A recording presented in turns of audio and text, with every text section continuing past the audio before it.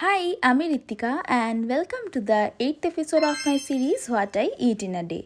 তো আজকে সকালটা তো শুরু হলো গরম গরম এক কাপ দুধ চা আর তার সাথে বিস্কিট দিয়ে। তার কিছুক্ষণ পরে খেয়ে নিলাম একটু ডিম সেদ্ধ।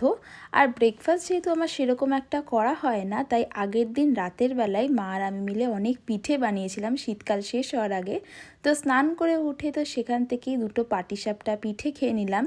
দেন লাঞ্চ করে নিলাম। আর লাঞ্চটা তো আজকে ভীষণই সিম্পল ছিল, কিন্তু আমার খুবই পছন্দের ছিল ভাত, বেগুন ভাজা, মসুরির ডাল, গন্ধরাজ লেবু, আর তার সাথে ছিল আজকের মেন অ্যাট্রাকশন মাছের মাথা দিয়ে বাঁধাকপির তরকারি। এটা খেতে তো আমার খুবই ভালো লাগে, স্পেশালি অনুষ্ঠান বাড়ির দুপুরবেলা যে রান্নাটা হয় সেটা খেতে তো আরও বেশি ভালো লাগে। আর তার সাথে ছিল চাটনি পাঁপড়।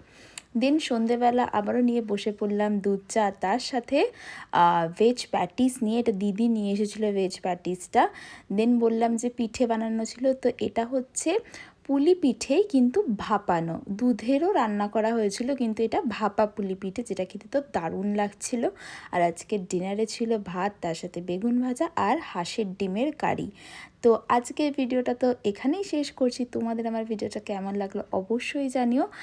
আর আমার এই সিরিজটা কন্টিনিউ দেখার জন্য অবশ্যই কিন্তু চ্যানেলটাকে সাবস্ক্রাইব করে দিও। বাই।